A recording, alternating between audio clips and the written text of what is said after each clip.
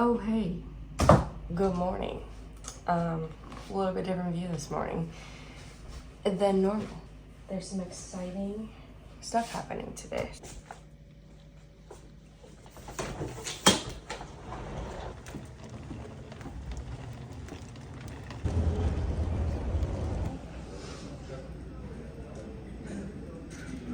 It is far too early for this.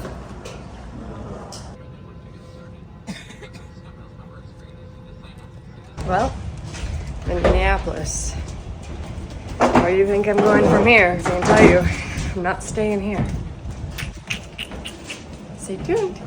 Now I have a nice 4-hour layover.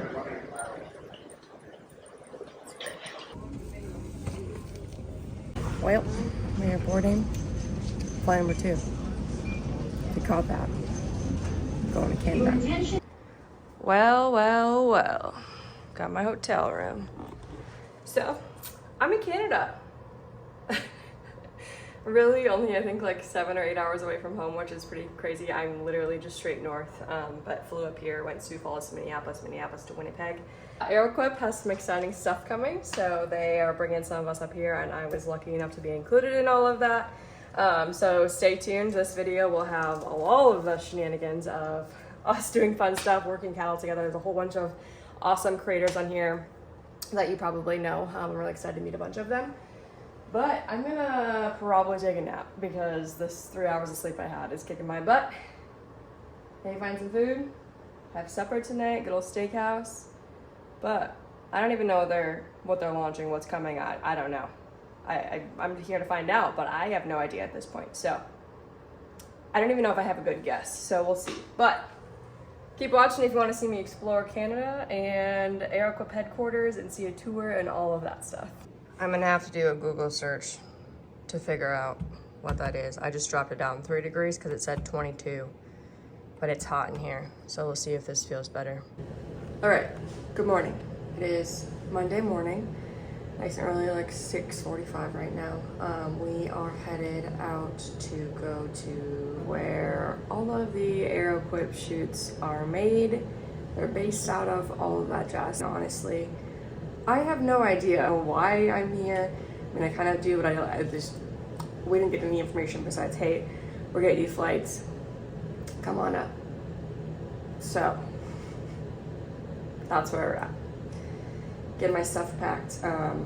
You'll be like the first to know. Canada looks like Minnesota, if anybody's wondering. The slew of green out there, that is where our zero-turn mowers will be manufactured and assembled and shipped out.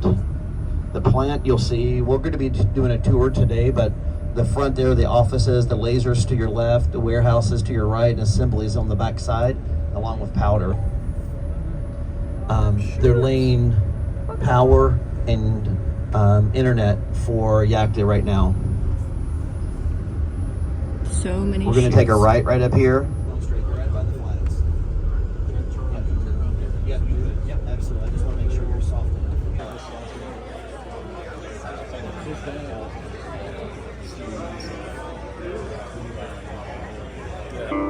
Flat out passion for the beef industry. The passion to keep improving. You build one shoot, you make another model, and you go out and work it. You never fail to see flaws in the design and to be aware of the struggles that the ranchers have. We wanted to be able to come up with designs to help them out. Agriculture is the backbone of the world. Like, we need an army of manufacturers that are passionate about improving ranching to get behind this and create a movement. Ranching's been at the bottom of the pile too long. We want people to come to the table with just as competitive innovation as us. Stop coming out with the same shit. They're so proud in past success. They've completely forgot about who's most important, is their customer. It riles me up in such a way that they don't care. And they can say they care all day long. And I'm talking about Preferred, I'm talking about Tartar, I'm talking about Powder River, I'm talking about Pearson, I'm talking about Silencer. So they go out there and they're all about how great they are, and they forgot about the customer. I talk to so many ranchers that are fed up with their SO4, their SO1, they're fed up with their Tartar Master, whatever it's called. The service is not good. the product doesn't work, it's just not a good product. I think Aeroquip's in a very, very unique position. We've been on such an awesome journey. And we're now in this position where we've actually got a bit of skin in the game. We're actually a bit of a leader in the industry. We never want to get arrogant about it. We want to stay humble about where we are, but we want to continually changing and growing. And the next 5 years of what we're going to do is going to be so bold. It's going to be so aggressive. It's going to question the entirety of our company. We haven't designed the best shoe yet.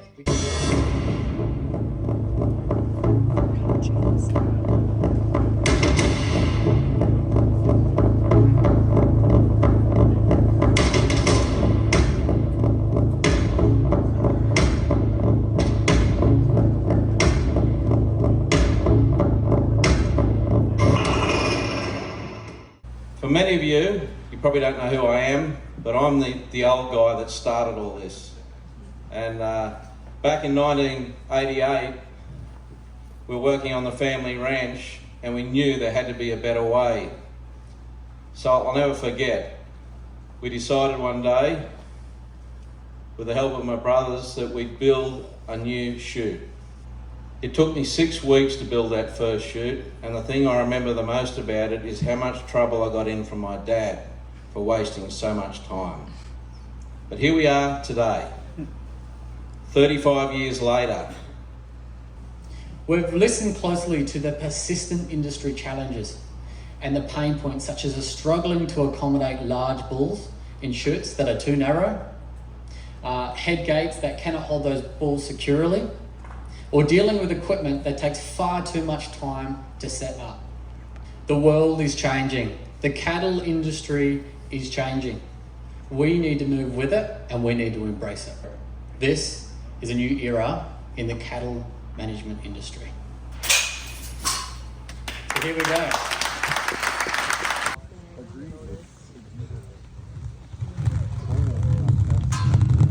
So, what's different with this chute? It's, to start with, it's 2 inches wider, 2 inches taller, 9 inches longer, and 500 pounds heavier. The frame is, we'll start with the structure of the frame. It's been tweaked, re-engineered, improved. All the connections and all the joints are better. It's got a 2x4, the tall way running the full length of the chute. The connections have been improved here. All the uprights are no longer butt welded. They're half flapped on the side, giving you a lot, just a very, very solid connection. Release the tire, we'll put it in the cow setting.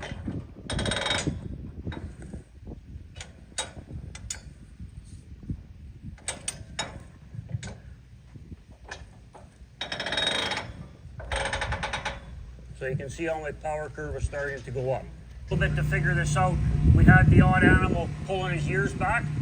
Come in, as they come in, they actually tighten just a little bit to help prevent that problem.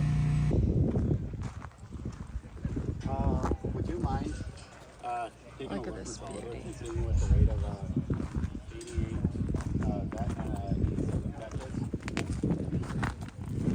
Upgraded alley. Old panels. New. Leave a bend to them. New floor.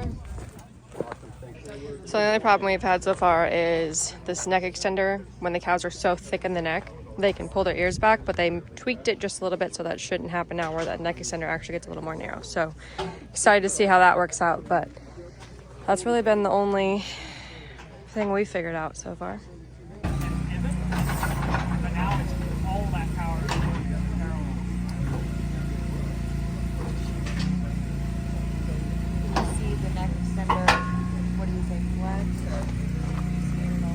Do it. Good. Yeah, I can see it just. That's my literally only problem is the cows go whoop. Honestly, on your neck extenders, it's going to be more of a, you got to kind of understand that. Once you got it. Yeah. That's good.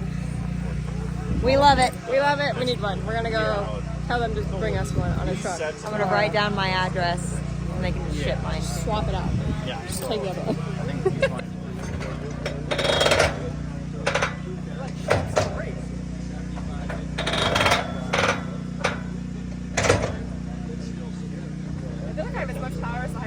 You do.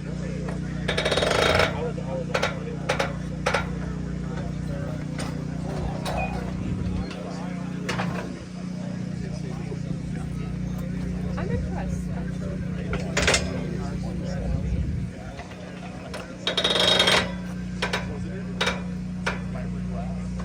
That is really easy to rest. Okay, now I'm not opposed to these. Otherwise I was team hydraulic, but I like it. From that to this. I would still pick that just because hydraulics win my heart, but it's also Okay.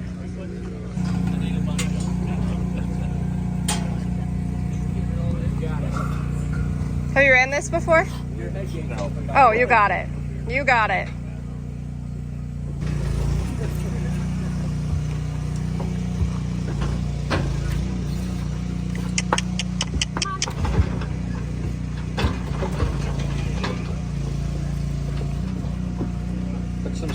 Put some squeeze on with the finger, like you have it already.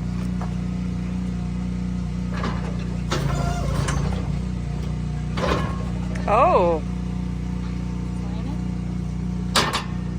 She's kind of fat.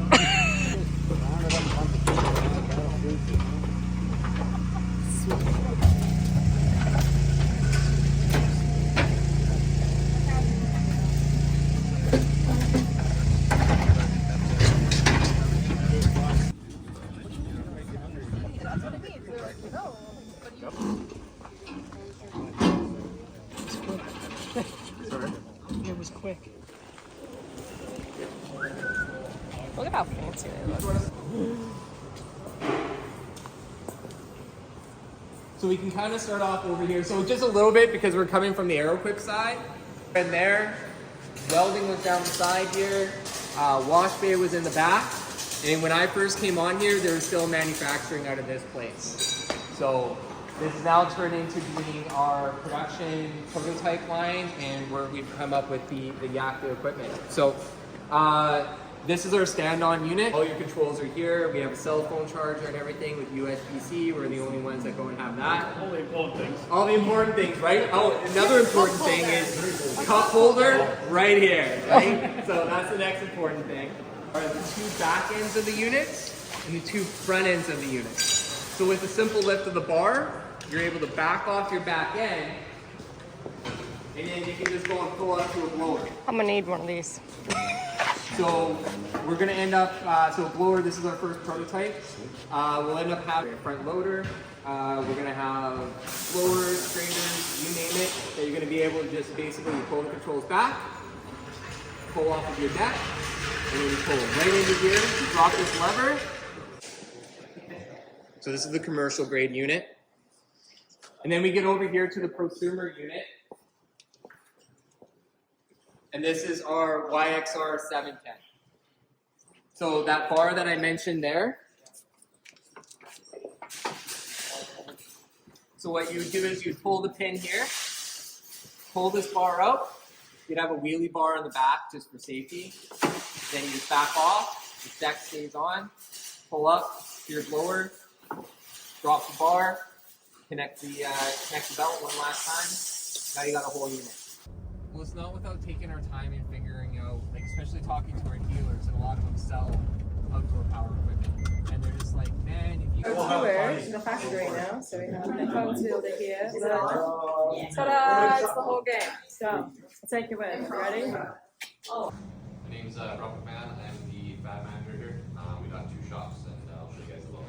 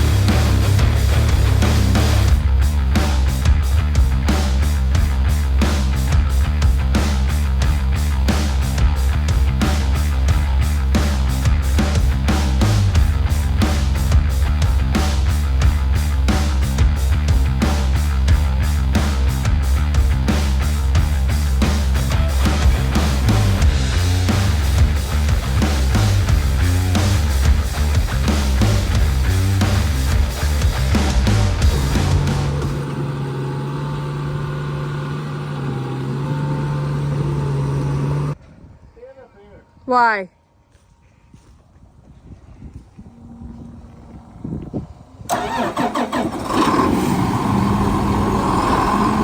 Nice. Sassy man.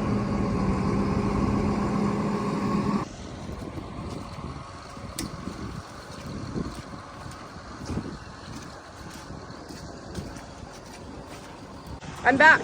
So, I was honored to go up there with AeroQuip and see their new shoots, all of that good stuff. And it was just so much fun to connect with everybody else. So when you have, you know, like Sunny Farms, Cole is just super great. And you have How Farms Work, Ryan is so much fun. And Doss Farms, and just the whole crew is so much fun to connect with. Alex Templeton, all of them. I had an absolute blast connecting. Roxman and Erin from Heartland Vets. All at kind of like different stages and platforms of sharing. And different operations, obviously, from like feedlot cow-calf to veterinarians to 8 cows in your backyard and 20 acres in Oklahoma, different things like that. It was a lot of fun. And while I was gone, well, okay, not while I was gone, when I got back last night, we got a good solid inch of rain. So getting water to drain away from the pile right now and down that way. That way it doesn't spoil all that. That's the name of the game, but it was a blast. I'm really thankful that AeroQuip took me with, and I love working with them. They're a really great company. They have ranchers and farmers' best interests in mind. They're all about safety and equipment that makes our life easier, doesn't make it worse, and constantly improving. I love what they say, like, they have not made the best shoot yet. Nobody has, but they're working towards it every single day. So hope you enjoyed this video. It was all over the place with a lot of shenanigans, but until next time, I'll see you then. Make sure you hit that subscribe button. If you have any questions, let me know, but we'll see you next time. I almost forgot Tom Pemberton from the good old UK, somewhere over there, has an accent, and is just a hoot of a guy. It was so good to meet them, network, connect, and then also meet the AeroQuip family. Can't believe I almost forgot him.